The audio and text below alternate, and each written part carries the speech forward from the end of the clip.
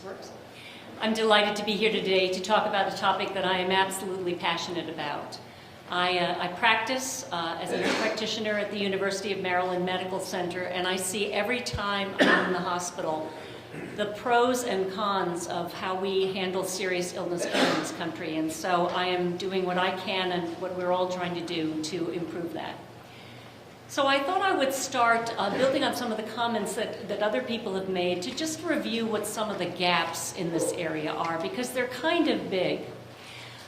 Most people with serious illness would like to be at home, certainly for much of their time, but certainly for the last period of their life.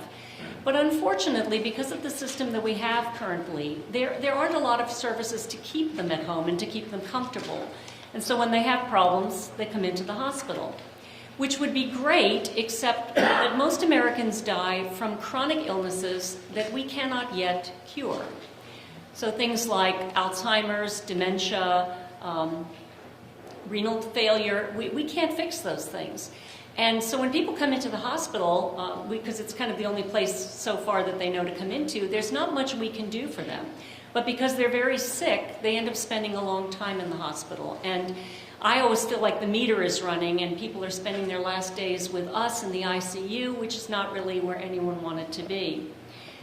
The other thing people would want is to have their pain managed. And while I would tell you that that is a priority in the hospital, while we're very busily doing things to try to save people, whether they want to be saved or not, or whether we can save them, a lot of the things we do are pretty uncomfortable.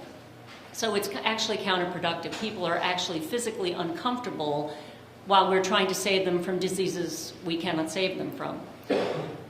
It is very important for people with serious illness to have their spiritual needs addressed. I think there's nothing like serious illness to kind of make you think about all those important things in life and those basic questions. But we are not particularly well suited in the hospital to handle those kinds of things. And unless you ask to see a chaplain, there's a good chance you're not going to get that kind of care. And finally, most people don't want to be a burden on their families, and they certainly don't want to be a financial burden. But I got to tell you, serious illness is expensive. Now, there have been conversations over the last few years about healthcare reform that we want patients to have more skin in the game. But I got to tell you, if you're a patient with a serious illness, you have a lot of skin in the game. I think it's estimated that for the last 5 years of life, somebody with Alzheimer's, out-of-pocket cost to the family is $65,000. Now, I don't know too many American families that could write a check for that amount of money. So they have skin in the game, but unfortunately, everyone is spending a lot of money, and yet the care that they're getting isn't really the care they want. And this is the vision that many of us in this field have for the future. And that vision is that from the beginning of a serious illness, which is the point all the way on the left, you might already have symptoms. Many people are diagnosed with a serious illness because of symptoms. And so you might have emotional issues, you might have spiritual issues. And so in addition to curative care, which, don't get me wrong, I'm not saying you people should not seek curative care. If you diagnosed me with a serious illness tomorrow, you can believe me, I would explore my curative options. But you might have the need for additional palliative care.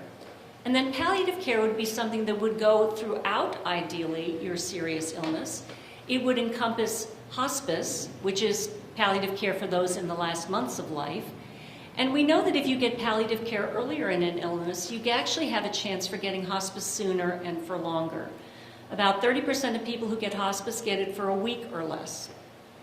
I often send patients out of my hospital, and I am hoping we might get a day or two to get them home and squared away, which is certainly not enough time to get adequate hospice support. And then bereavement and other care is something you don't get at all unless you get hospice care or palliative care. And to bring this vision to life, I like to tell the story about a good friend of mine. This is a woman who, after years of fertility treatment, had twins in her 40s. And after those twins were born, she was exhausted, which at first we all thought was, okay, you had twins in your 40s, right? But it turned out it was much more dangerous than that. She actually had a very aggressive form of lymphoma, and her chances were not good. And even though I'm a big believer in hospice, even I didn't think that was the first thing we should try to do. And so she sought aggressive curative care very aggressively. And she ended up in one of our leading cancer centers getting a stem cell transplant, which is a really grueling physical experience. And while she was in this center, she had terrible nausea. She was losing weight. She's a thin woman. She didn't need to lose any weight. She was, of course, very upset to be away from her twins. They couldn't come to the hospital. She was in another city. There were a lot of issues. And she called me, her palliative care friend, and said, "Marion, what do I do?" And I said, "Well, good news. Your cancer center has a palliative care service. Ask to see them." Which she did, but her doctors were a little surprised because they equated palliative care with end-of-life care. And they said to her, "But you're not dying." And she, of course, being a very articulate woman, said, "No, but I will if we can't get some of these things under control." So they ordered a palliative care consult. A wonderful nurse came, got her nausea under control, had the chaplain visit, provided wonderful emotion support, helped her register for an absentee ballot for an important election. The twins, 2 weeks ago, turned 7. My friend is cancer-free. She's 5 years cancer-free, so she is cured, to use our medical terms. Now, would I say that it was palliative care who saved her? No, I'm sure it had a lot to do with the treatment that she got, but the fact that she could tolerate that treatment has a lot to do with the fact that she was in palliative care, and she would tell you it was a big factor. So there's somebody who had a serious illness who actually got better, but she had palliative care to help her do that.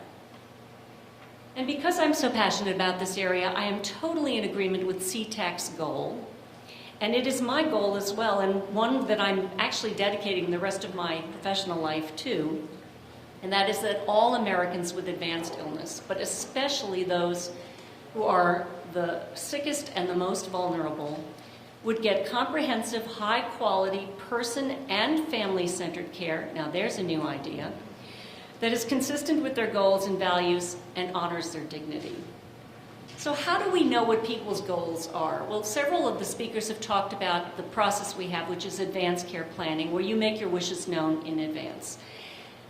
Unfortunately, we know that most Americans do not have these documents. I'm not going to ask for a show of hands, but when I typically do that, and I'm not sure you're all typical Americans either, but it's about 20 or 30% of Americans that have these documents.